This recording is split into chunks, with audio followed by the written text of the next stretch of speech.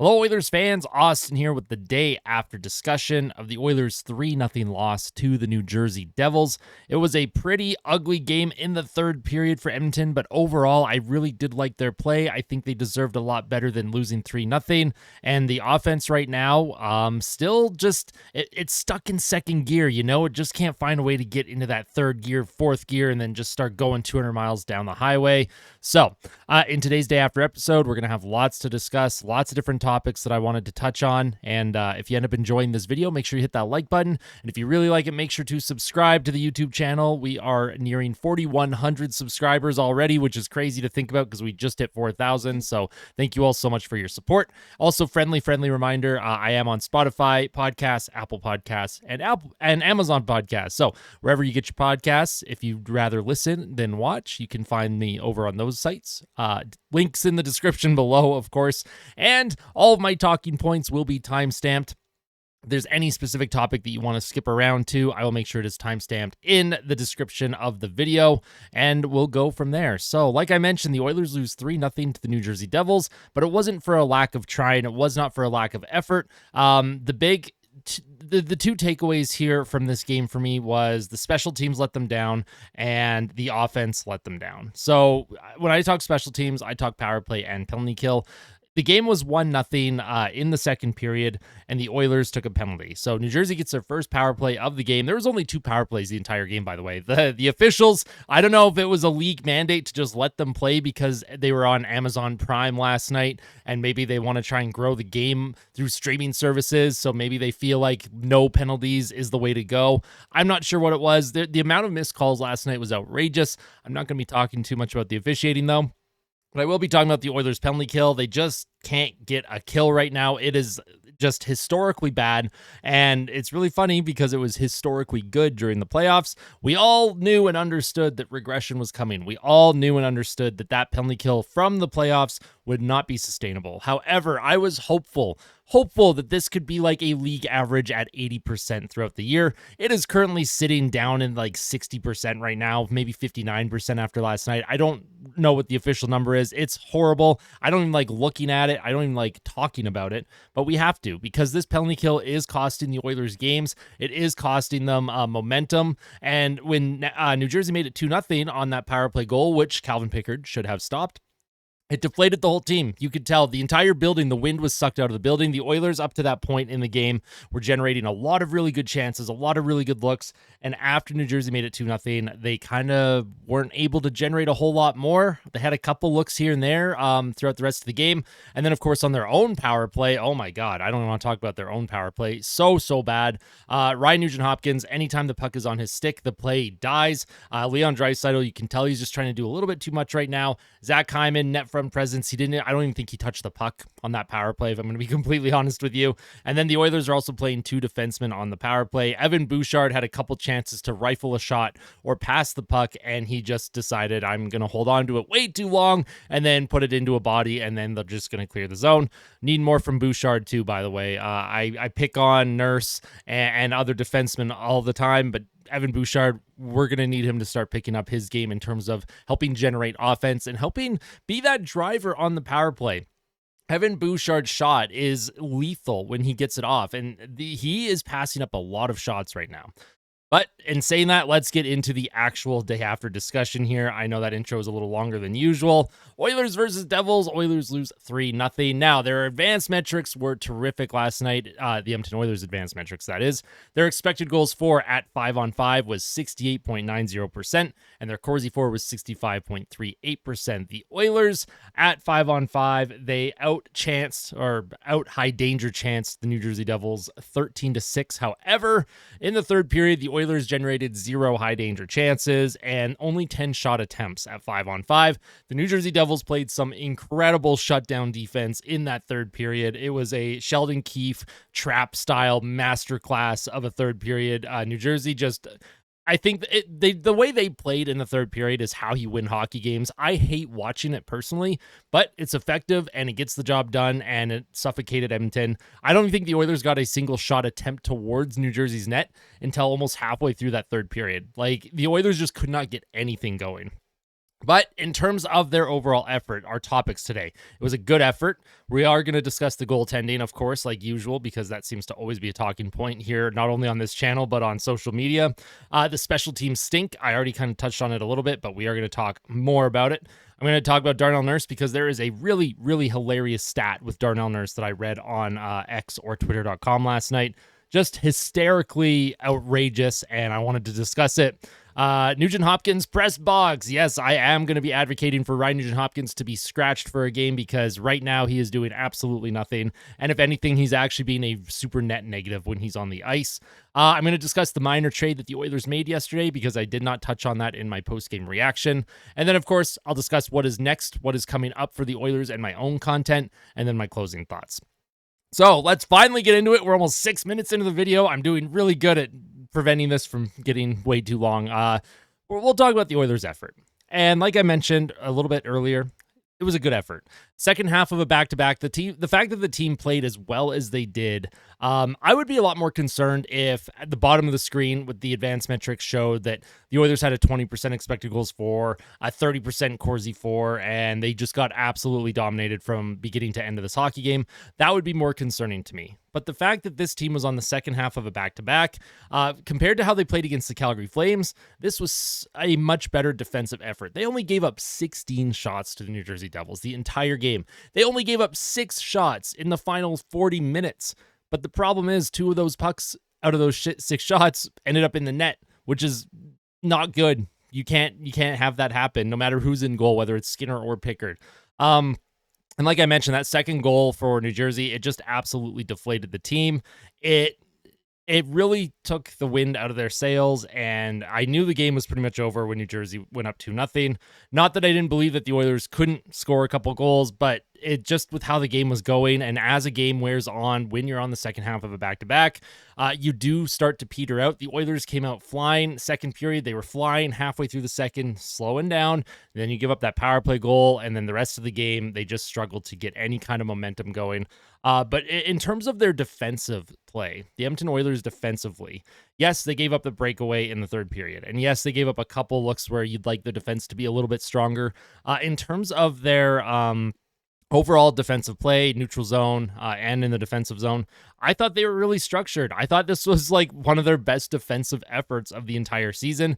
And it's really sad that their offense couldn't come through and help them get a win because there's a lot of positives here from this game. And I would like the team, as long as they keep playing like they did last night, they're going to win a ton of games. Like if this game is replayed 10 times, they win 8 out of those 10 games.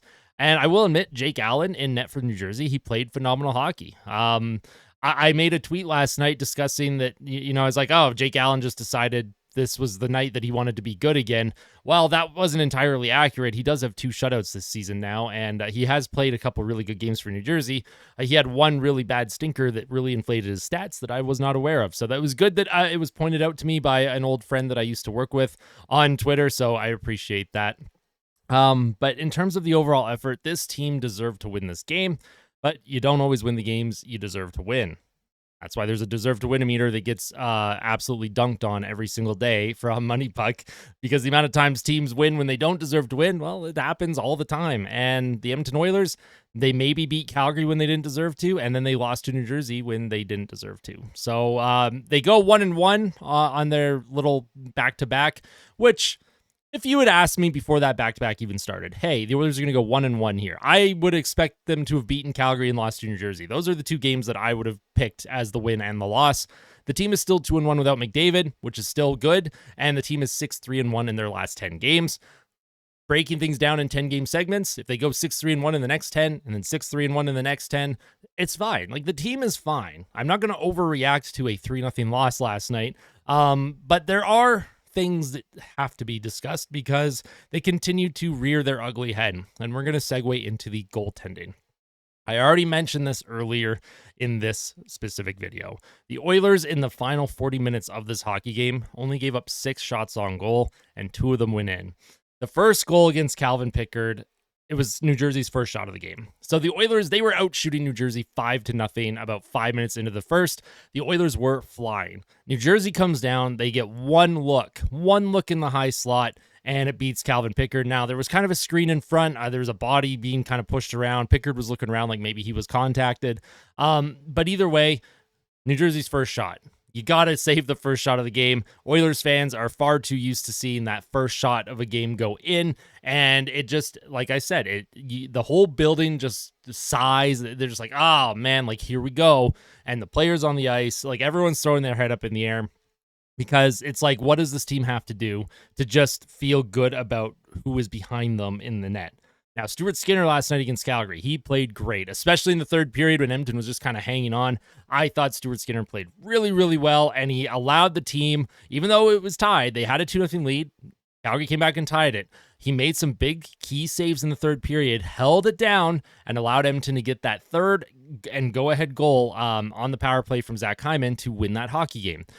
If Calvin Pickard could have just made a couple saves, who knows how this game would have turned out? Who knows what the momentum shift would have been like if he had not given up a goal in the first shot of the game that he faced. And then, like I mentioned, in the second and third period, you give up 6 total shots in 40 minutes. You should not be losing hockey games when you only give up 6 shots in 40 minutes. And the fact that 2 of those pucks ended up in the back of the net, one of them was a breakaway. The only goal I don't blame Pickard on was the breakaway goal in the third. Defensive coverage was lacking. I'm not sure where Ty Emberson was because Brett Kulak, he was trying to get back, and I think it was Zach Hyman on the back check too. But I had no idea where Ty Emberson was. I've watched that replay numerous times. No idea where Emberson is or where he's supposed to be. He's nowhere near the play. It was a nice play, by the way. I want to shout that out. The high flip, little alley-oop. I forget who scored the goal for New Jersey now. Give me 1 second. I'm going to take a look. But the little high flip alley-oop play to allow that breakaway to happen was unbelievable. It was Timo Meier from Dawson Mercer. That's right. So Timo Meier, he catches that puck in the air. He drops it in front of him. He makes a nice little backhand move. That's the one goal I won't entirely blame Pickard on. That second goal, that power play goal that the Oilers gave up, Jesper Bratt, from Hischier and Dougie Hamilton on the power play. You need a stop there. It's just an ugly goal through the 5-hole. Yes, it's a high danger shooting area, but if your stick's on the ground, if you're in your butterfly position properly, that puck should just hit you and deflect over into the corner maybe. I don't know. Maybe get your stick on it and it deflects over the net. Would have liked a save on that one. And for the Oilers, the other way, in the second period, there was a play that Draisaitl made to Podkolzin, literally in the crease. All Podkolzin had to do was let it hit his stick, and that puck is just rolling straight into the net. Podkolzin somehow shot it way right of the net, and I have no idea how he did that. And I felt really bad. I felt really bad for Pods because it's coming. The offense is going to come, and it's going to show up. Would have liked to see him score last night. Needed a goal from Podkolzin, but the good news is he gets another opportunity on Wednesday against Vegas. But goaltending, it's nowhere near good enough right now. Last night, it was a momentum killer. The goaltending was not the reason why Edmonton lost, but it did affect the team's ability to sustain momentum and possibly win a game. And that is not good enough to me. And I don't like picking on Pickard or Skinner because I do think the goaltending in Edmonton is picked on way too much. I think they get picked on way more than Darnell Nurse does or Evan Bouchard or whoever the other scapegoats are that fans don't like when the team loses. The goaltending last night, it needed to be better, in my opinion. And for the most part, the goaltending has started to turn around just a little bit. It's just that consistency and stop giving up goals on the first shot of the game. So frustrating. But let's move on into the next big talking point, which is Edmonton's special teams or lack thereof. It's bad. Edmonton's special teams are bad. Their power play is bad. Everything about this team right now with their special teams is just really not fun to watch. When we look at their power play percentage, let's see where they rank here. It's so bad. They rank 26th, 14.7%. They rank 26th in the NHL on the power play, and the penalty kill sitting at 60%, which is dead last, I believe. Yes, it is. It is dead last in the league, and it's so bad, man. I've never seen. Now, normally in oil country, we're used to the power play being really good. And sometimes the penalty kill hasn't been great. We've seen that before too. But at least the power play can help win games. And the Oilers' power play has had a chance to get the team back into games, and they're just not producing anything. And this was before McDavid even got hurt too. This is not the team doesn't have McDavid, so of course their power play is going to struggle. No, when McDavid was on this power play unit too, they were doing absolutely nothing. It's strange and it's interesting because they used to move the puck well. Like, there were some power play goals last year where, as a defender, there's literally nothing you could do because of the way Edmonton is moving the puck around. But right now, it's like they'll feed it to Bouchard at the point, and then he'll bobble it, and then they have to regroup. And then they get back in, and they start cycling, and then they get it to Draisaitl for the one-timer, and he misses the net by 10 feet. And then they regroup, they pass it around, they get it to Nugent-Hopkins, who's usually the guy to feed it to someone, whether it's down low or across the ice. Well, Nugent-Hopkins, he'll get pressured by two defenders. And I've noticed this, teams are honing in on Nugent-Hopkins a lot because they know that he is, no disrespect here, he is the weakest point of the Oilers' power play, in my opinion. And whenever he has the puck, he is getting double teamed. And then the Oilers are not supporting the way they need to get puck possession along the wall. They're losing every board play when they're on the power play. And when it comes to the penalty kill, at this point, I think they just need saves. I don't think the Oilers' penalty kill is nearly as bad as what the percentages is showing right now. I think everything's just going in the net. I'd have to take a look at what their penalty kill save percentage is, but I guarantee it's like dead last. And I want to know if it's because they're giving up a high rate of high danger shots, or if it's because the goaltending is just turning into Swiss cheese on the kill. That's something I will have to look into, but the special teams right now, they are so bad and they need to improve because this team is going nowhere. It doesn't matter how good the expected goals for is at 5-on-5. Doesn't matter how good their Corsi is. Doesn't matter how good their high danger chances are at 5-on-5, because if their special teams are not contributing positively to this team, you're not going to win hockey games. The importance of 5-on-5 play to me is number one, and then goaltending, and then special teams. So special teams to me is like third out of like the three major aspects of a game, but it is still very important. Power plays can shift momentum. They can get you back into a game. They can extend a lead if you're only up by one. They can put a team away if you're up by two. And when you're not converting, it gives the other team that chance to get themselves back in it and get their footing. Same with the penalty kill. Maybe you've been on, maybe you've been pressured a lot. Maybe you've been stuck in your own zone for a while. Then you take a penalty. You have an opportunity. You have 2 minutes. You take that momentum away from the other team, and then you make that kill. The other team's not feeling great because their power play just failed them, and they had a chance to really put the hammer down on you. And now you can go and attack on transition, go back and push back a little bit. The penalty kill is not doing that. Every time a team gets a power play against Edmonton, they are licking their chops. They are so excited. They're like, yum, yum, yum, yum. I can't wait to feast on this Edmonton Oilers penalty kill unit. Yum, yum, yum, yum, yum. Calvin Pickard, Stuart Skinner, yum, yum, yum, yum, yum. That's exactly what other teams are doing. I'm telling you, I've seen the recordings. That's exactly what they sound like too. Special teams, pick it up. Because without the special teams, whether it's penalty kill or power play, this team is going absolutely nowhere. Doesn't matter how good your 5-on-5 play is, team will go nowhere unless those two really start to pick it up. Next player we're going to talk about here, Darnell Nurse. Now, why am I talking about Darnell Nurse? Because there's a very interesting stat that I saw last night. And I'm just going to pull it up here because I think it's just absolutely hysterical. So Nick on Twitter or X.com, he does the Locked On Oilers podcast over on the Locked On Network. He put out a tweet last night. Said Darnell Nurse has been on the ice for 20 of the 39 goals the Oilers have conceded this year, which would be now 20 out of 40. Because when he tweeted that, the Oilers hadn't given up their 40th goal. But Nurse was not on the ice for that 40th goal against. So 20 of the 40 goals against, right? So people are like, okay, well, Matthias Ekholm has been on the ice for 19 out of 40. So what are you saying? They're trying to, talk to Nick and be like, hey, it doesn't matter. If you're on the ice a lot, yeah, you're going to be on the ice for a lot of goals against. The difference is when Matthias Ekholm is on the ice, the Oilers are getting a .904 save percentage. So yeah, you're expecting, when Ekholm is on the ice, the goaltending is not great. When Darnell Nurse is on the ice, he's still getting a .915 save percentage. And he's been on the ice for half of the goals against that Edmonton has conceded. Power play, or penalty kill, and 5-on-5. So that means to me, and how I'm interpreting these numbers, is when Darnell Nurse is on the ice, they are getting absolutely shelled. The amount of shots against that they are taking on when Darnell Nurse is on the ice. And Matthias Ekholm plays penalty kill too, by the way. So this is not just a penalty kill thing. The goaltending when Nurse is on the ice is actually helping inflate Nurse's numbers. It's actually making Nurse's numbers look better than what they should be.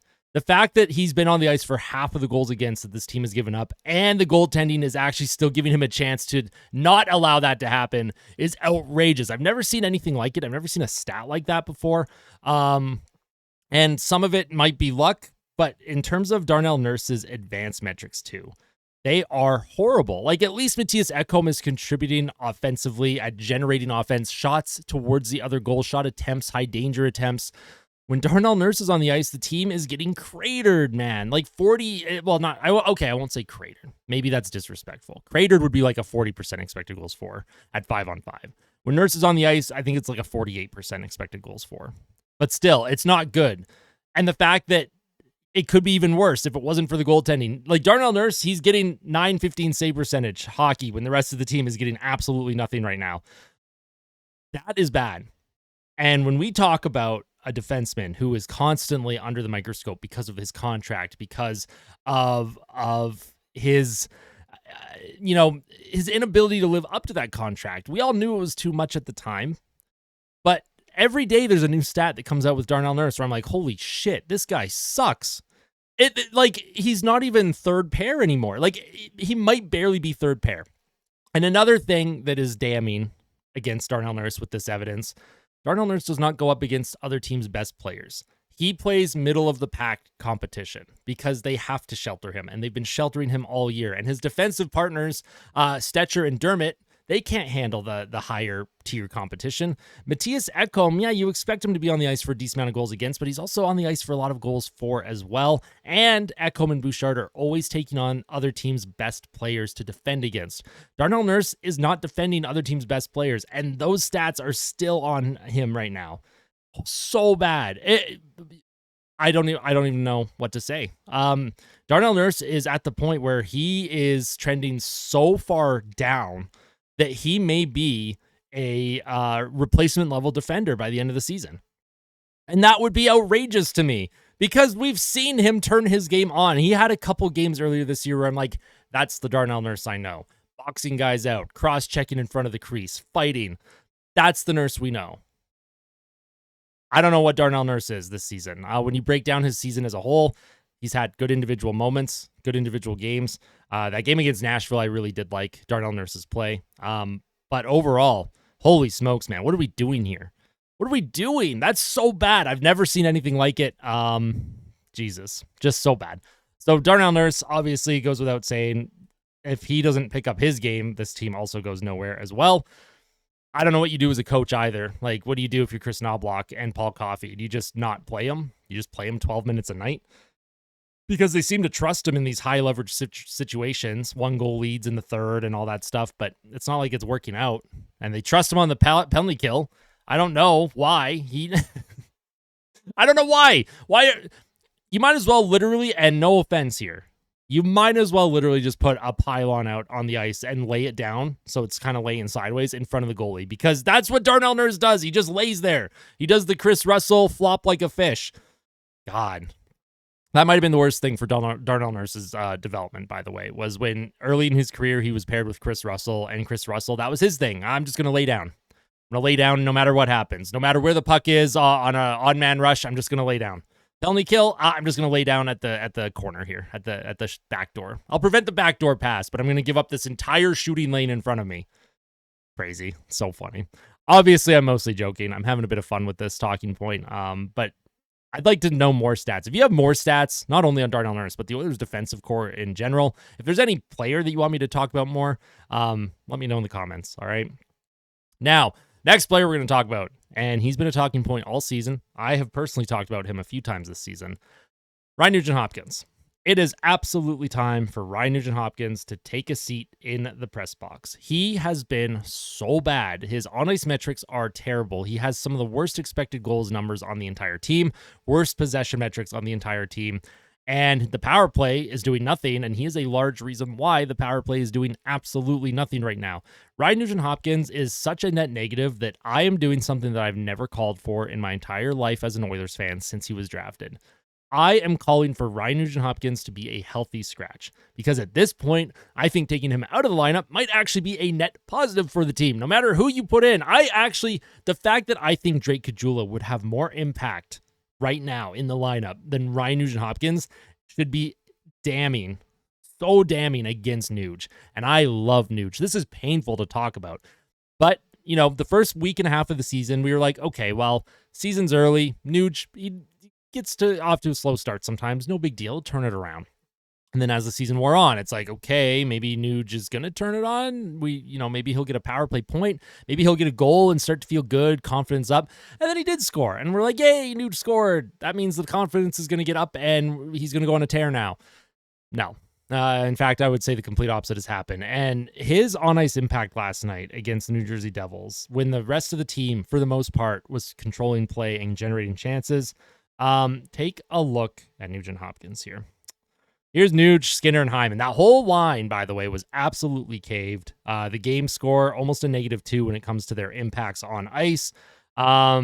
It's bad, and this has been a story all year. He has been on this type of graph more often than not, and you don't really need to know what the graph means other than if there's a big line to the left with the negative numbers, that means they're bad or they played bad. There's lines to the right with the positive numbers, that means they played good. That is my oversimplified way of explaining this graph to everyone, because trying to explain the actual specifics of it might give everyone a headache, and I'd be here all day. But Ryan Nugent-Hopkins, it's time. It's time to do something. He cannot play top 6 minutes. He cannot be a centerman. They're asking him to play second-line center in the absence of Connor McDavid. He couldn't play center before McDavid was hurt. That's why he was playing wing for the last 3, 4, 5 years with Connor McDavid as his centerman, because he's a complementary winger. He's a complementary winger. He does not take over games. He does not produce a ton of offense.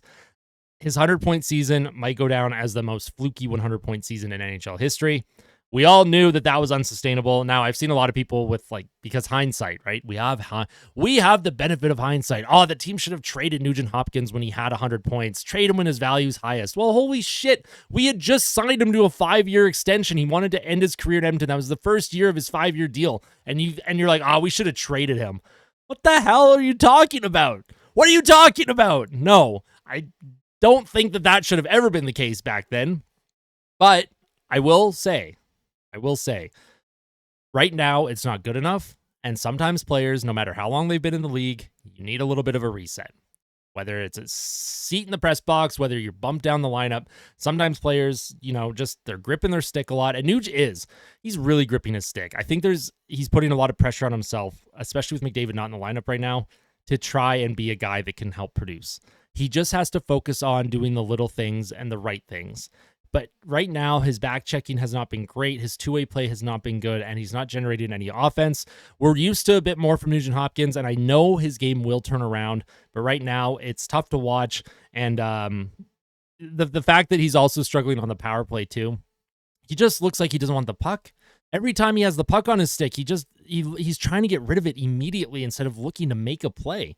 He's trying to not kill the play rather than trying to make a play is what I'm trying to say. And we're going to lay down by the bay, eat some hay. I just may. What do you say? Anyways, that's my little rant on Nugent-Hopkins and my little rhyme battle, my little quote of Happy Gilmore for everyone, because I didn't realize I was rhyming that much. We're going to move on. Minor trade. The Oilers did make a minor trade yesterday. They did trade Ben Gleason to the Philadelphia Flyers. And my apologies, I should have had the name of this player popped up here because I don't know very much about this player. Let me just pull it up here. It was Ronnie Attard? Ronnie Attard? I'm sorry if I mispronounced that name. But the Oilers traded AHL defenseman Ben Gleason to Philadelphia for Ronnie Attard. I'm trying to say it right. I apologize for mispronouncing it. Now, that is also a right shot defenseman that the Oilers received. Ben Gleason was a left shot D. But this trade was basically made so that the team in the AHL, so the Bakersfield, they didn't have to keep scratching veterans. They had a veteran player problem down there. Certain amount of veterans, you're only allowed to play a certain amount of games. You're only allowed to have a certain amount of veterans in your lineup every night. This alleviates that because Ronnie Attard, he is not considered a veteran, so they can play him regularly. And Ben Gleason, it allows him to get into Philly's system and get into the lineup a little bit more. more. The Oilers have a bit of a backlog of players right now in Bakersfield that they're trying to get ice time. And for Ben Gleason, I liked his game a lot. I actually think he could be in the NHL. I thought he had 2 great preseasons in a row this year and last year. Probably deserved a bit of time up with the big team, but you know what? I'm not a general manager. I'm not a scout. I'm not someone that is in hockey ops, so I don't know. But it sounds like this Ronnie guy is really good. Now, like I said, I don't know anything about this player. I've not seen this player. I didn't even know who this player was until Edmonton announced that they traded for him. But other people say that he's got a really good shot, can put up some offensive numbers, scores double-digit goals in the AHL.